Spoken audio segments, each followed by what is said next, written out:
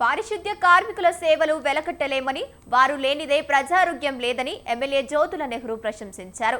స్వచ్ఛతా సేవా కార్యక్రమంలో భాగంగా కాకినాడ జిల్లా జగ్గంపేట కమ్యూనిటీ హెల్త్ సెంటర్ ఆవరణలో ఏర్పాటు చేసిన ప్రత్యేక కార్యక్రమంలో ముఖ్య అతిథిగా పాల్గొన్నారాయన.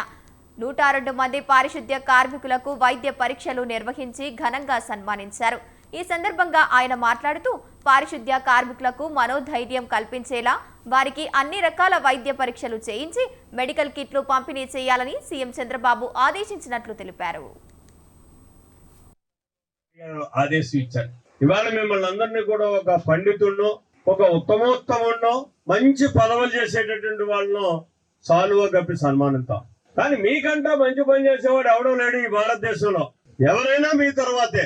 ఎందుకంటే ఈ సమాజాన్ని ఆరోగ్యవంతమైనటువంటి సమాజంగా తయారు చేయడానికి అనునిత్యం పరిశ్రమిస్తున్నటువంటి మీరు పారిశుద్ధ్య కార్మికులు కాబట్టి మిమ్మల్ని గౌరవించాల్సినటువంటి అవసరం ఉంది. ఆ ఉద్దేశంతో ఇవాళ జ్యోతుల నెహ్రూ ఫౌండేషన్ ద్వారా మిమ్మల్ని సన్మానించడం జరుగుతుంది. ఆ సన్మానం అయిన తర్వాత ఇక్కడ ప్రభుత్వం వారు భోజనాలు కూడా ఏర్పాటు చేశారు.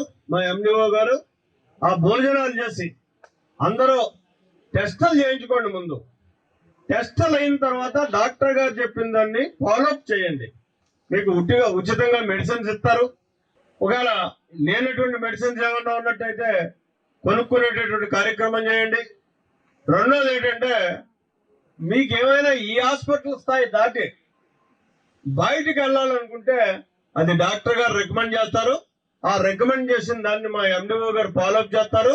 ఎండిఓ గారు ఫాలోఅప్ చేసిన దాన్ని నేను బాధ్యత తీసుకుని ఆ హాస్పిటల్కి తీసుకెళ్లి మీకు వైద్యం చేయించేటటువంటి బాధ్యత నేను తీసుకుంటాను అని చెప్పి ఈ సందర్భంగా మనవి చేసుకుంటూ మిమ్మల్ని సన్మానించమని చెప్పి చంద్రబాబు నాయుడు గారు ఆదేశం ఇచ్చారు.